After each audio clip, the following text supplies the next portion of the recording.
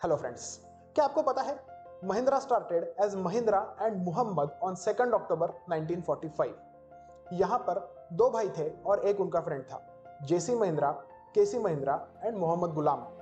फिर after partition Mohammed Ghulam went to Pakistan and became finance minister of Pakistan. At that time उनका जो share holding था वो इन दोनों भाइयों ने, जेसी महिंद्रा एंड केसी महिंद्रा ने खरीद लिया।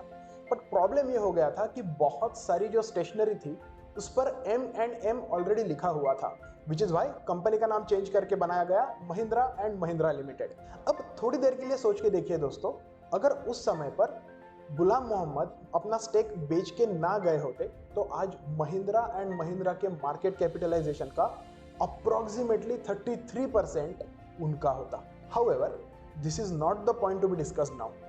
आज के वीडियो में हम देखेंगे कि how Mahindra and Mahindra limited is performing in Indian market, what are their EV plans, what is the valuation and Mahindra and finally क्या मैं महिंद्रा में इन्वेस्ट करने वाला हूं। मेरा नाम है रघुनंदन, आप देख रहे हैं वैल्यू शास्त्र।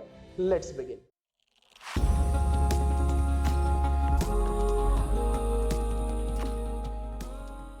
बिफोर मूविंग फॉरवर्ड, हम एक बार अपनी नजर दौड़ा लेते हैं महिंद्रा एंड महिंद्रा के स्टॉक परफॉर्मेंस पे and we will compare it with the performance of Tata motors and Sensex. Sensex क्यों? तो ये एक बेंचमार्क इंडेक्स है, और टाटा मोटर्स क्यों? तो वो एक पीयर है, यानी कंपटीटर है। आप देख सकते हैं टाटा मोटर्स का जो स्टॉक है वो काफी ज्यादा रनअप हुआ है compare to Mahindra and Mahindra, which is why there could be, यहाँ पर कुड ये वर्ड इंपॉर्टेंट है क्योंकि ये हो सकता है, there could be some untapped potential in M&M share, that is Mahindra and Mahindra share। एक और बात, आज हम 2019 के फिगर्स पर ज्यादा जोर देने वाले हैं because 2020 and 2021, that is financial year 2020 and financial year 2021, these are not the regular years। ये पैंडेमिक ईयर्स थे, तो इनमें जो कंपनी ने परफॉर्म किया वो हम कंपनी का रेगुलर परफॉर्मेंस नहीं समझ सकते, ये क्राइसिस का परफॉर्मेंस था। Which is why अगर हमें रेगुलर परफॉर्मेंस देखना है तो we have to go back to normal year which was 2019। Mahindra and Mahindra का फ्रॉम द इंसेप्शन इटसेल्फ पूरा फोकस था यूटिलिटी व्हीकल्स पे, यानी यूवीज पे। अब यूटिलिटी व्हीकल्स में उस टाइम जीप जैसी गाड़ियां आया करती थी, बाद में कमांडर जैसी गाड़ियां भी आने लगी। अगर हम एक यूटिलिटी मार्केट देखें इंडिया में तो टोटल पैसेंजर व्हीकल मार्केट का 11% था utility market in FY 2011 and in FY 2019 ये हो गया 37%। That's a growth of 17% CAGR। So you can see इस सेगमेंट में बहुत बड़ी ग्रोथ है और इसी सेगमेंट पर महिंद्रा कॉन्सेंट्रेट कर रहा है। उन्होंने आउटराइट कह दिया है कि वो स्मॉलर व्हीकल्स में, सिडान्स में नहीं आने वाले। उनका कोलैबोरेशन भी था रिनो के साथ, जहां पर उन्होंने लोगन नाम की सेडान इंडिया में लॉन्च की थी। उस टाइम काफी फेमस भी हुई थी, but now looking at the condition of market they have decided not to pursue that path and they will focus solely on utility vehicles और sports utility vehicle, which they say is their original DNA। अब हम देखते हैं SUV segment में market share कैसा है। अगर हम पैसेंजर व्हीकल सेगमेंट बोले तो वहां पर तो अनडिस्प्यूटेड किंग है मारुति सुजुकी, जिनका 50% मार्केट शेयर है। उसके बाद हुंडई आ जाता है, फिर टाटा और फिर Mahindra at 4th number. But SUV space में क्या सिचुएशन है, चलिए देखते हैं। SUV सेगमेंट में मारुति सुजुकी इंडिया लिमिटेड का शेयर है 25%। उसके बाद आता है महिंद्रा एंड महिंद्रा जिनका शेयर है 21%। After that comes Hyundai at 20% and then comes Tata Motors at only 7%। Tata Motors के पास एक काफी स्ट्रॉन्ग पोर्टफोलियो नहीं था SUV सेगमेंट में। Of course they are ramping up their efforts with the launch of Harrier and Safari, तो उनका ये शेयर बढ़ सकता है, but they are not solely into SUV segment. उनकी छोटी गाड़ियां भी है, उनकी सेडान्स भी है और उनकी SUVs भी है। तो ओवरऑल पैसेंजर व्हीकल मार्केट का शेयर उनका बड़ा है, बट SUV मार्केट का शेयर काफी छोटा है। Talking about light commercial vehicles, जो हम छोटे ट्रक्स देखते हैं, उनमें भी टाटा का शेयर अराउंड 37%। सेकंड नंबर पे आ जाता है महिंद्रा एंड महिंद्रा एट 30%। बाद में आ जाता है अशोक लेलैंड एट 13% एंड बचा हुआ जो शेयर है वो अदर कंपनीज में बटा हुआ है। Late us now understand the business model of Mahindra and Mahindra limited. अगर हम रेवेन्यू मिक्स की बात करें तो 55%, अप्रोक्सीमेटली 55% रेवेन्यू आता है ऑटोमोटिव सेगमेंट से। उसके बाद फार्म इक्विपमेंट सेगमेंट से आता है 40.7%, यानी approximately 41% revenue, and finally other sector contributes around 4%। अब इस अदर सेक्टर में एक इंटरेस्टिंग प्रोडक्ट है, that is classic Legends limited. आपने शायद ये नाम नहीं सुना होगा, पर आपने जावा का नाम सुना है? जावा जो 2 व्हीलर बाइक्स बनाती थी, जी हाँ, वो ब्रांड अब महिंद्रा के पास है। वैसे ही वो ऐसे काफी सारे जो पुराने ब्रांड्स है वो वापस लेके आ रहे हैं, जैसे Yezdi. They are soon going to launch a Yezdi motorcycle in India as well, which is directly competing with Eicher Motors Royal Enfield brand. क्योंकि टू व्हीलर में जो हमारी classic looking middle weight vehicles होती है उनकी डिमांड काफी बढ़ने लगी है। अब 350 सीसी एंड अबो के इंजन टू व्हीलर सेगमेंट में अच्छी खासी डिमांड जनरेट कर रहे हैं। To capitalize on that they have formed a subsidiary called Classic Legends Limited, जहां पर उन्होंने जावा ऑलरेडी लॉन्च कर दी है and Yezdi is the brand they are going to launch very very soon. अब जब हम 55.3% कहते हैं फ्रॉम ऑटो सेगमेंट, तो उसमें कमर्शियल एंड पैसेंजर ऐसे दोनों व्हीकल्स आ जाते हैं। पैसेंजर व्हीकल्स की बात करें तो उस 55 में से approximately 30.3% comes from passenger vehicle business and remaining 25% comes from light commercial vehicles and heavy commercial vehicles business। और जब हम फार्म इक्विपमेंट की बात करते हैं तो Mahindra is the largest producer of tractors in India. They have very exciting plans lined up for next few years, but पिछले 38 सालों से ट्रैक्टर्स में सबसे बिकने वाला ब्रांड है महिंद्रा एंड महिंद्रा लिमिटेड। स्वराज भी उनका ही एक सब ब्रांड है। सो ये तो था महिंद्रा एंड महिंद्रा का सेगमेंट वाइज रेवेन्यू स्प्लिटअप, जिसमें हमने देखे 3 सेगमेंट। पहला सेगमेंट था ऑटो, दूसरा था फार्म और तीसरा था अदर। अब आ जाते हैं उनके प्रोडक्ट्स पर। रिसेंटली महिंद्रा ने XUV 700 लॉन्च की। This XUV 700 is going to be a direct successor to XUV 500। ये एक लीप फ्रॉग प्रोडक्ट है।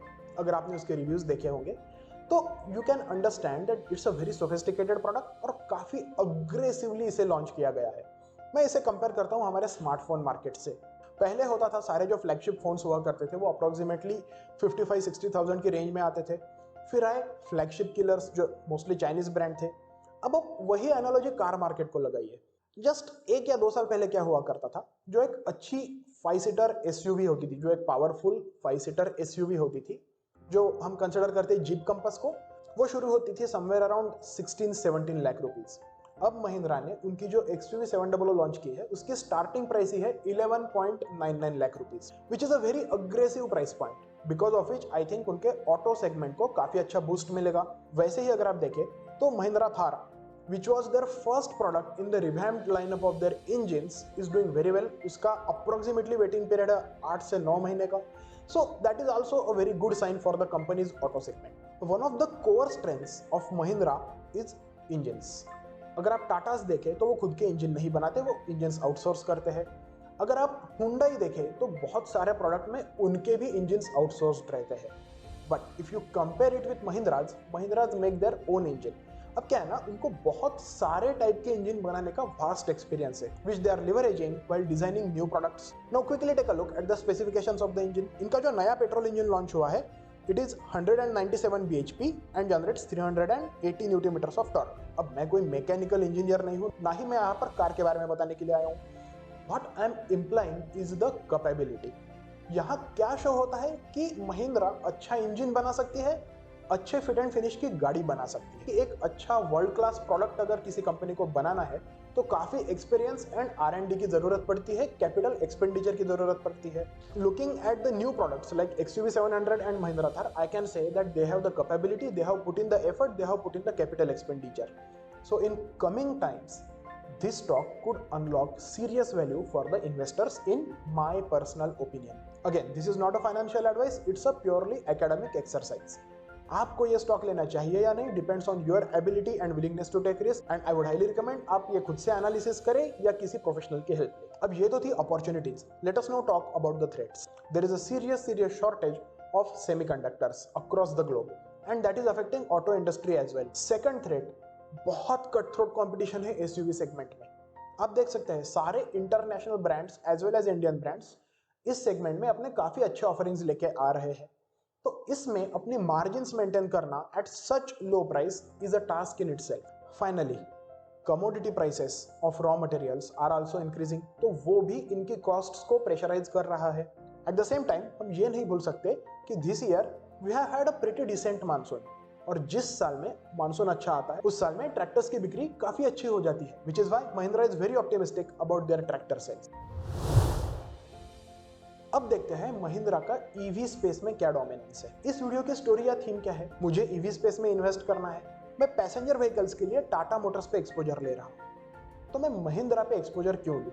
महिंद्रा का एक प्रोग्राम है which is called BEV, that is born EV programme. इसमें जो व्हीकल्स बनाई जाएगी उसमें इंटरनल कंबशन इंजन का ऑप्शन ही नहीं होगा। From bottom up they will be built only for EV power train. ऐसे प्लेटफॉर्म की पहली पैसेंजर व्हीकल आने वाली है 2025 में। Now that is some time away, पर यह प्लेटफॉर्म अभी से ऑपरेशनल हो गया है लाइट कमर्शियल व्हीकल्स में। टॉकिंग अबाउट कमर्शियल व्हीकल्स, उनका टाई अप हुआ है अमेजॉन एंड फ्लिपकार्ट के साथ। उनका पहला EV आ भी गया है जिसका नाम है Zor EV। By 2025 Amazon is expected to buy 10,000 last mile electric vehicle delivery trucks, not necessarily from Mahindra, but because Mahindra के साथ उनका agreement है, I think a chunk of that order would come from Mahindras. Another very interesting fact, Mahindra ने FY20 में 13,000 electric autos बेचे। Another very lucrative market for electric vehicles is auto rickshaws in India. तो again story क्या है? Tata's for passenger vehicle, while Mahindra's for commercial vehicle. Let us now look at the financials. अगर हम revenue की बात करें तो for year FY21 उनका रेवेन्यू था अप्रोक्सीमेटली 45,000 करोड़ का। Now looking at the recovery in the market and good monsoon, I am expecting a revenue recovery to the levels of approximately 53,000 crore rupees. And for FY 2023, I am looking at the number of approximately 60,000 crore rupees. Now these are the numbers जो मैंने derive किए हैं management की commentary से। इसमें change आ सकते हैं, but at current situation these are my numbers.